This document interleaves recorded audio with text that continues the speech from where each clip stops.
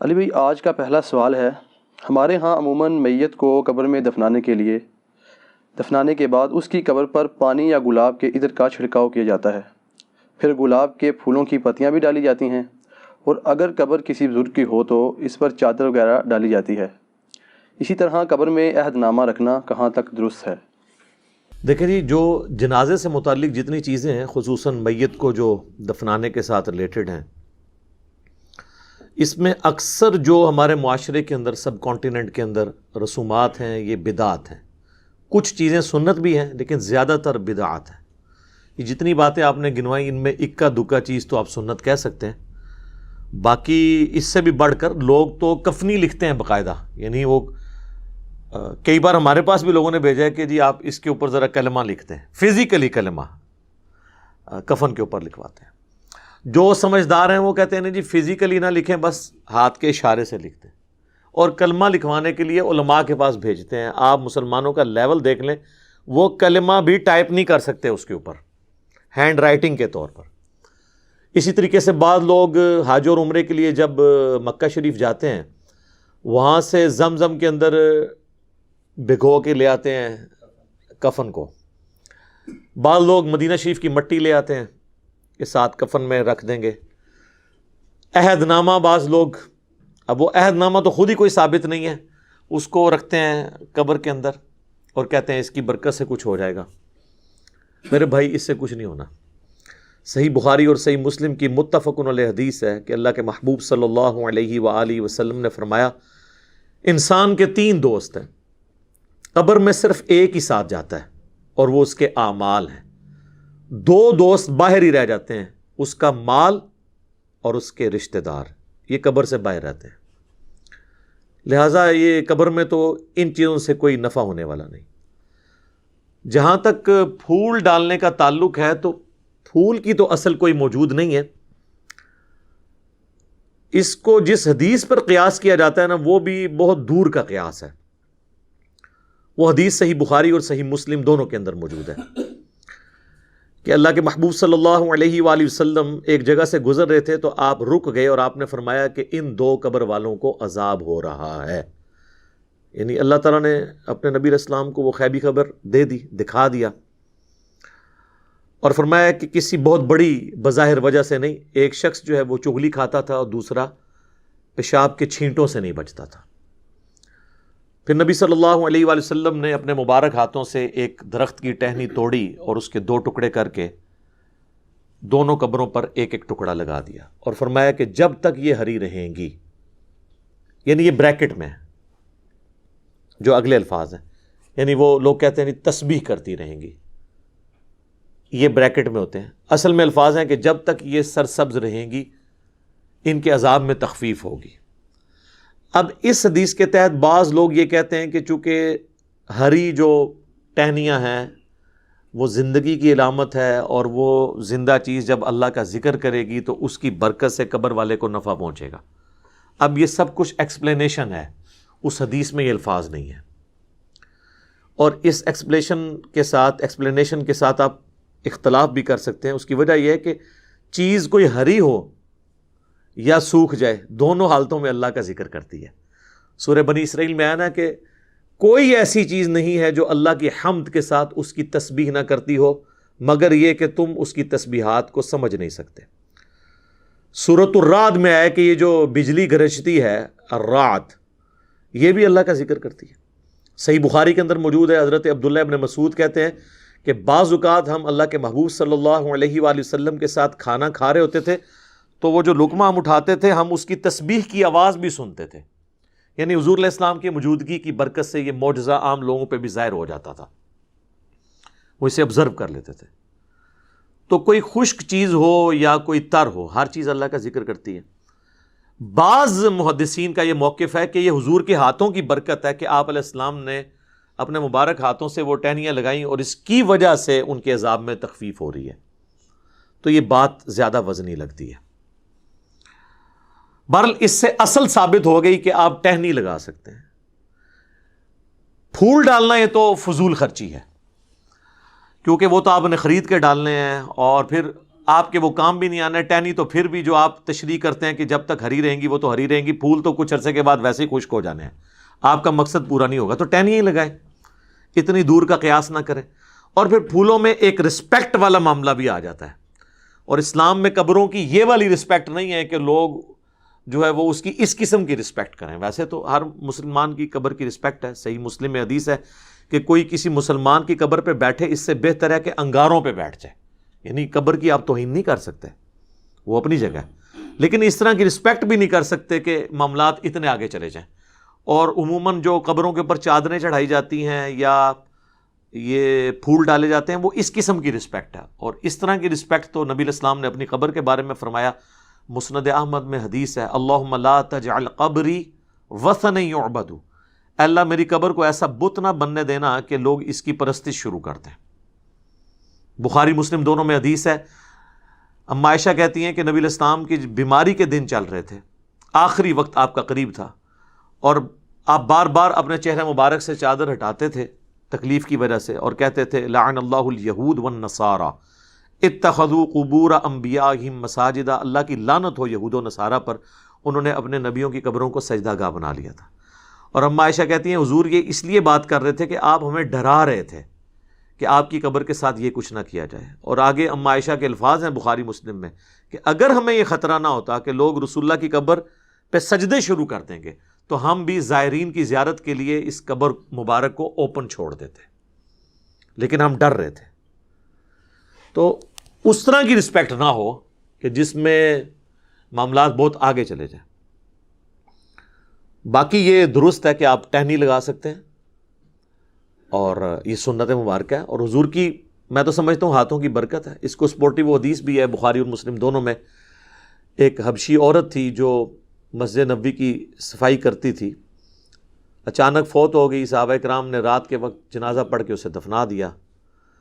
نبی علیہ السلام نے کچھ دنوں کے بعد پوچھا کہ وہ عورت کدھر ہے, تو بتایا گیا یا رسول اللہ وہ تو فوت ہو گئی تھی. آپ نے فرمایا تم نے مجھے کیوں نہیں بتایا, میں بھی اس کا جنازہ پڑھتا. پھر آپ نے فرمایا مجھے اس کی قبر پہ لے جاؤ. حضور علیہ السلام قبر پہ لے گئے. حضور علیہ السلام کو صحابہ تو سمجھ رہے تھے کہ یہ تو عام سی عورت ہے, اس کی کیا امپورٹنس ہوگی, لیکن حضور علیہ السلام کے لیے تو جو دین کی خدمت کرنے والے لوگ ہیں ان کی امپورٹنس زیادہ ہے, چاہے وہ کچھ بھی ہوں دنیاوی اسٹیٹس کے اعتبار سے. پھر نبی علیہ السلام نے اس کی قبر پہ جا کے جنازہ پڑھا, اور جب آپ واپس پلٹے تو یہ حدیث بخاری مسلم دونوں میں, مسلم کے آگے الفاظ ہیں, آپ نے فرمایا یہ قبریں اندھیروں میں ڈوبی ہوئی تھی, اللہ نے میرے جنازہ پڑھنے کی برکت سے انہیں نور سے بھر دیا ہے. تو اس سے یہ بھی پتہ چلا کہ وہ کافروں کی قبریں نہیں تھیں, کیونکہ کافر کو مرنے کے بعد نفع نہیں قبر میں پہنچ سکتا, مسلمانوں کی قبریں تھیں. اب میں صحابہ نہیں کہتا, آپ لوگ گستاخی کا فتویٰ لگا دیں گے. اس زمانے کے جو بریلوی دیوبندی اہل حدیث ہوتے تھے ان کی قبریں تھیں. اب یہی مجھے کہنا پڑے گا مجبوراً, ٹھیک ہے, حضور کے زمانے کے. تو آپ علیہ السلام کی دعا کی برکت سے یہ معاملہ اس طرح کا ہو گیا. تو یہ ٹھیک ہے, آپ قبر پہ جا کے بھی جنازہ پڑھیں. اور دیکھیں آٹومیٹکلی اللہ تعالیٰ نے میت کو نفع پہنچانے کے لیے یہ پھولوں والا کام کرنے کی ضرورت نہیں, کئی اور طریقے رکھ دیے ہیں. صحیح بخاری اور مسلم دونوں میں حدیث موجود ہے کہ ایک مسلمان کے دوسرے مسلمان پہ 5 حق ہیں, 5 حقوق ہیں. ان میں سے ایک یہ ہے کہ جب وہ مر جائے تو اس کا جنازہ پڑھے. تو جنازہ پڑھے گا تو اس کے لیے دعا کرے گا اس میں, تو وہ نفع اسے پہنچے گا. تو پھول ڈال کے ضرور نفع پہنچانا ہے. پھر سنن ابی داؤد میں حدیث ہے جب اپنے بھائی کو دفنا چکو تو اس کی قبر پر کھڑے ہو کر دعا کرو, قبر کے اندر جو سوالات ہیں ان کے جوابات میں استقامت کے لیے, یہ بھی اس کے لیے نفع ہے. پھر اس کے بعد بھی جب آپ کبھی قبر پہ جائیں تو صحیح مسلم میں موجود ہے آپ نے قبرستان والوں کے لیے دعا کرنی ہے, السلام علیکم اہل الدیار من المؤمنین والمسلمین وَإِنَّا إِن شَاءَ اللَّهُ بِكُمْ لَلَاحِقُونَ نَسْأَلُ اللَّهَ لَنَا وَلَكُمُ الْعَافِيَةَ. اے جو مسلمان مومنین اور مسلمین یہاں پہ جتنے بھی لوگ دفن ہو تم پر سلامتی ہو, ہم بھی اللہ نے چاہا تو عنقریب تمہارے پاس آنے والے ہیں مر کے, ہم اللہ کے حضور تمہارے لیے اور اپنے لیے عافیت کا سوال کرتے ہیں. تو یہ دعا کا بھی نفع ہے, وہ آپ نے قبرستان جب بھی جانا ہے دعا کرنی ہے تو وہ بھی نفع اس کو پہنچ رہا ہے. اس کے علاوہ کچھ رسومات ہیں وہ بھی صحیح ہے, جس طرح صحیح مسلم میں حدیث ہے کہ حضرت عمر بن عاص کی جب موت کا وقت قریب آیا تو بڑی لمبی وہ حدیث ہے, اور یوٹیوب پہ میرا کلپ بھی ہے عمر بن عاص کی موت, تو اس میں وہ کافی دردناک حدیث ہے. اس کے اینڈ پہ الفاظ ہیں جب میں مر جاؤں تو میری میت کے ساتھ کوئی نوحہ کرنے والی عورت نہیں لے کے جانی ساتھ، نہ کوئی آگ لے کے جانی ہے، اور جب مجھے دفنا چکو تو میری قبر پر پانی چھڑک دینا۔ تو اس سے پتہ چلا کہ قبر پہ پانی چھڑکنا سنت ہے، اور میری قبر پہ اتنی دیر بیٹھے رہنا، یعنی اس کے اوپر نہیں، یعنی مراد اس کے سائیڈ پہ، جتنی دیر اونٹ کو نہر کر کے، اونٹ کو نہر کرنے کے بعد اس کا گوشت تقسیم کیا جاتا ہے، یعنی آلموسٹ 2.5-3 گھنٹے، تاکہ میں اپنے قبر کے ساتھ مانوس ہو جاؤں اور سوالات کے جوابات میں مجھے استقامت نصیب ہو۔ تو قبر پہ بیٹھنا اتنی دیر تو یہ سنت ہے، یعنی ظاہر ہے سنت اس اعتبار سے ایک صحابی تعلیم کر رہے ہیں۔ تو پانی کا چھڑکاؤ کرنا بھی سنت ہو گیا، جنازے کی دعا بھی سنت ہو گئی، قبرستان کی دعا بھی سنت ہو گئی، اور سورۃ الحشر میں تو اللہ تعالیٰ نے کیٹاگوریکلی فرمایا ربنا اغفر لنا ولاخواننا الذین سبقونا بالایمان، اہل ایمان کی نشانی ہے کہ وہ اپنے سے اگلے جو لوگ گزر چکے، مر چکے، ان کے لیے دعا کرتے ہیں۔ تو وہ تو ہم عام دعاؤں میں بھی ہمارا حصہ ان تک پہنچتا رہتا ہے، وہ ہم نے دعا کرنی ہے ہر صورت میں۔ باقی اللہ کی مرضی ہے وہ دعا کو قبول کرے۔ صحیح مسلم میں حدیث ہے کہ جس مسلمان کے جنازے میں 40 ایسے مسلمان شریک ہو جائیں جو شرک نہ کرتے ہوں، تو اللہ تعالیٰ ان کی شفاعت اس مردے کے حق میں قبول کر لے گا۔ اب یہ اللہ کی مرضی ہے، قبول کرے یا نہ کرے۔ بخاری مسلم دونوں میں حدیث ہے کہ عبداللہ ابن ابی جب مرا ہے، حضور علیہ السلام نے اپنا کرتا مبارک کفن کے طور پہ اسے دیا، چونکہ اس کا بیٹا صحابی تھا، نبی علیہ السلام کی اخلاقیات تھے۔ اپنے مبارک ہاتھوں سے اسے قبر میں اتارا، جنازہ پڑھایا، اپنا تھوک مبارک اس کے منہ میں ٹپکایا، لیکن اینڈ رزلٹ یہ ہوا کہ سورہ توبہ میں آیات نازل ہوئیں کہ آپ 70 دفعہ بھی ان کے لیے مغفرت کی دعا کریں، ہم قبول نہیں کریں گے، اور آئندہ نہ تو آپ نے ان کا جنازہ پڑھنا ہے اور نہ کسی کی اس طرح کے بندے کی قبر پہ آپ نے کھڑے ہونا ہے۔ تو وہ اللہ کی مرضی کسی کو نفع پہنچائے یا نہ پہنچائے، اس طرح دھواں زبردستی کے ساتھ نہیں کر سکتے۔ بخاری مسلم دونوں میں حدیث ہے، نبی علیہ السلام کا ایک غلام تھا مدعم، جو آپ علیہ السلام کہ اونٹ کا کجاوا کسا کرتا تھا، سفر و حضر میں آپ کو وضو کرواتا تھا، آپ کے ساتھ ایک اٹیچ تھا۔ جب مر گیا خیبر کے موقع پر ایک نامعلوم تیر اسے لگا، کوئی دشمنوں کی طرف سے تیر آیا تو لگ گیا، وہ شہید ہو گیا۔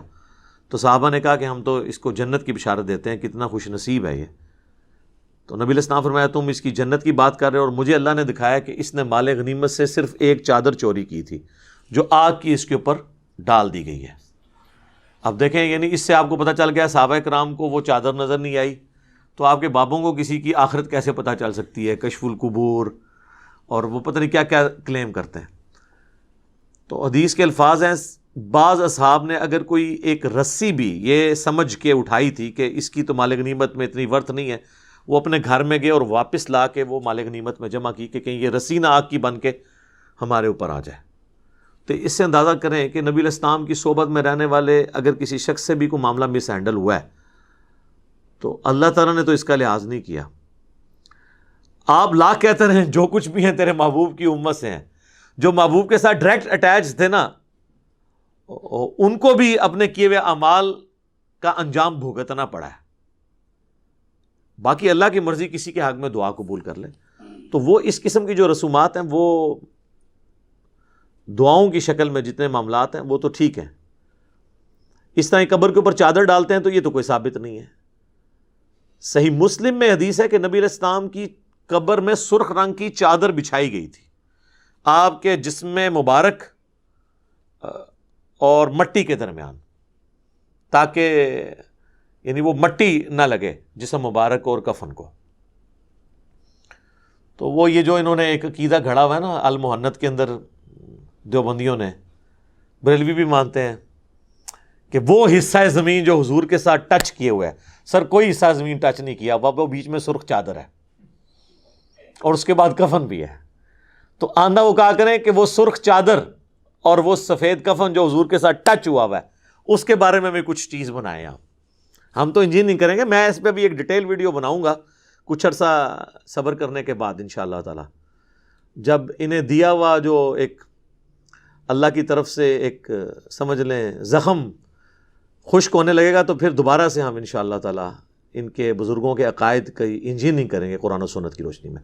تو قبر کے اندر آپ چٹائی بچھا سکتے ہیں، یعنی اس کو میت کو مٹی سے بچانے کے لیے بالکل درست ہے. اور قبر کے اوپر پانی چھڑکنا مٹی کے بعد ڈالنے کے بعد یہ بالکل درست ہے. اور میرا خیال نہیں ہے کہ اس میں آپ کو کوئی عطر وغیرہ کی بوتل ضائع کرنے کی ضرورت ہے، اس لیول پہ جانے کی ضرورت نہیں ہے. پھولوں کا جہاں تک معاملہ ہے وہ تو کوئی اس طریقے سے ثابت نہیں ہے. اب وہ جس طریقے سے قیاس کر رہے ہیں تو وہ پھر قیاس ملٹی پلائی ہوتا جائے گا، اور مجھے اس کی کوئی لاجک سمجھ نہیں آتی، کیونکہ اس میں فضول خرچی والا عنصر بھی اور قبر کی ایک ضرورت سے زیادہ تعظیم والا معاملہ بھی آ جاتا ہے جو اس میں فٹ ان نہیں بیٹھتا. خصوصاً ہمارے معاشرے کے اندر تو آپ کو پتہ ہے کہ یعنی 10 چیزیں ہوتی ہیں تو ایک بندہ آ کے صفر لگا کے اسے 100 بناتا ہے، ایک اور آ کے اسے 1000 بناتا ہے، اور ایک نہ ختم ہونے والا ایک سلسلہ شروع ہو جاتا ہے. یہاں ہم یہ رسک نہیں لے سکتے کہ لوگوں کو اپنے اپنے معاملات کرنے کی اجازت دیں. یہاں تو لوگ قبروں پہ اذانیں دے رہے ہیں. یعنی اگر قبر پہ اذان ہوتی تو نماز جنازہ سے پہلے اذان ہو جاتی نا، وہ تو نماز تھی، اس سے پہلے اذان نہیں ہوتی. جب نماز جنازہ سے پہلے اذان نہیں ہے تو قبر کے اوپر اذان کہاں سے؟ پھر میت کے ساتھ جاتے ہوئے وہ لا الہ الا اللہ اونچی آواز میں پڑھتے ہیں. آپ اگر کہہ دیں کہ بھئی یہ ثابت کیا ہو، کہتے ہیں آپ کلمے کو نہیں مانتے. ٹھیک ہے، آپ دیکھیں کہ کس کس قسم کی چیزیں ساتھ جوڑی ہوئی ہیں. بھئی اگر اسی چیز کے طریقے سے چیزوں کو منوانا ہے تو پھر کل کو ہم کہیں گے کہ آپ جنازے کی اذان اور عید کی اذان شروع کریں تو یہ کہیں گے نبی علیہ السلام نے نہیں دی ہے، ثابت نہیں ہے. تو آپ کہیں پھر ہم ان کو پھر یہ کہیں گے کہ پھر آپ تو اذان کو ہی نہیں مانتے. تو یہ کیا کہیں گے کہ ہم مانتے ہیں لیکن جدھر ہے وہاں مانتے ہیں نا. تو سر ہم بھی وہیں پہ اذان مانتے ہیں جہاں پہ ہے. اور پھر بلکہ وہ انگلی رکھ کے، وہ فقہ حنفی کی کتابوں میں دیوبند اور بریلوی دونوں کے بزرگوں نے لکھا ہوا ہے کہ آپ انگلی رکھ کے تلقین کریں. وہ جو ڈاکٹر تعلق قادری صاحب کی ویڈیو بھی آئی تھی کہ پڑھ بیٹا، طاہر بیٹا پڑھ. پھر وہ کہہ رہے ہیں کہ آپ لوگ دور ہو جائیں، بھی فرشتے آنے والے ہیں یہاں پہ. ٹھیک ہے نا جی. تو وہ بس اس طرح سے چیزیں ان لوگوں نے بنا دی ہیں. اب کیا کیا جائے؟ اس طریقے سے کسی کو کوئی نفع نہیں پہنچایا جا سکتا زبردستی دھونس کے ساتھ. میت کے لیے دعا کریں. صحیح مسلم میں حدیث ہے کہ مرے ہوئے شخص کو، میت کو صرف 3 چیزوں کا ثواب پہنچتا ہے. نمبر 1 صدقہ جاریہ، اس نے اپنی زندگی میں کوئی ایسا کام کیا جو بعد میں بھی جاری ہے. کسی نے کوئی مسجد میں پنکھا لگوا دیا، کوئی چٹائی بچھا دی، اور وہ بعد میں بھی لوگ اس سے نفع اٹھاتے ہیں. قرآن ترجمے والے رکھوا دیے مسجد کے اندر. دوسرا فرمایا علم کی بات، جیسے امام بخاری نے صحیح بخاری لکھی، امام مسلم نے صحیح مسلم. قیامت تک لوگ اس علم سے نفع حاصل کریں گے تو امام بخاری امام مسلم کو آٹومیٹکلی ثواب مل رہا ہے. اور تیسرا فرمایا نیک اولاد جو اس کے لیے دعا کرتی ہے اس کا بھی ثواب ملے گا. صدقہ اور خیرات کا بھی ثواب ملتا ہے. وہ سنن نسائی میں حدیث ہیں. ایک پورا ایک ٹاپک ہے، میں نے اس کے اوپر ایک ڈیٹیل لیکچر ریکارڈ کروا دیا ہے، ایصال ثواب کے 10 طریقے، جس میں نے بتایا کہ اس طریقے سے آپ میت کو نفع پہنچا سکتے ہیں. اس میں میرے بھائی یہ پھولوں والا معاملہ کہیں پہ نہیں آتا. اس کے ساتھ جتنی جڑی ہوئی چیزیں وہ جان بوجھ کے میں ڈسکس کر دیتا ہوں تاکہ معاشرے کے اندر جو بدعات ہے نا وہ کلیریفائی ہو جائے. ادروائز تو جس کا جو دل کرتا ہے نا وہ اس کے ساتھ. ابھی تو بلکہ ایک اگلی بدعت بھی شروع ہو چکی ہے. آپ تو میت گھر میں رکھی ہوتی ہے نا، وہاں پہ بھی لوگ اس کے گرد دائرہ بنا کے تو کلمہ پڑھنا شروع کر دیتے ہیں. اور بعض اوقات اس شخص کی میت کے اوپر کلمہ اور قرآن پڑھ رہے ہوتے ہیں جس نے پوری زندگی قرآن کھول کے خود نہیں دیکھا ہوتا. تو اللہ تعالیٰ کو آپ کے اس قرآن پڑھنے سے کیا انٹرسٹ ہوگا جس شخص نے اپنی زندگی میں قرآن کو سیریس نہیں لیا. باقی دعا کریں، اللہ سے امید رکھیں، حسن ظن رکھیں کہ اللہ تعالیٰ اس کے لیے کوئی عافیت والا معاملہ فرمائے گا. لیکن ہمارا کام ہے ان چیزوں کو ہائی لائٹ کریں تاکہ اگر کسی کی اصلاح کا کوئی پہلو نکلتا ہو تو نکلے. باقی دھونس زبردستی کے ساتھ تو ہم چیزوں کو بنوا نہیں سکتے. تو میں نے یہ ایک اوور آل ایک چیزیں کلیئر کر دی. تو اس کا اینڈ رزلٹ کنکلوژن یہ ہے کہ پھول ڈالنا ثابت نہیں ہے، ٹہنی لگانا ثابت ہے، پانی کا چھڑکاؤ کرنا ثابت ہے قبر کے اوپر، اور قبر پہ کھڑے ہو کے دعا کرنا ثابت ہے، قبرستان جاتے ہوئے دعا کرنا ثابت ہے. تو یہ وہ ساری چیزیں ہیں جو میت کو نفع پہنچانے کے لیے، کیونکہ اینڈ رزلٹ لوگ یہ سمجھتے ہیں کہ ہم نے اس پھول کے ذریعے اس کو نفع پہنچانا ہے. تو وہ پھر جس طریقے سے نفع بتایا گیا اسی طریقے سے آپ نے پہنچانا ہوگا. ٹھیک ہو گیا جی؟ جزاکم اللہ خیر.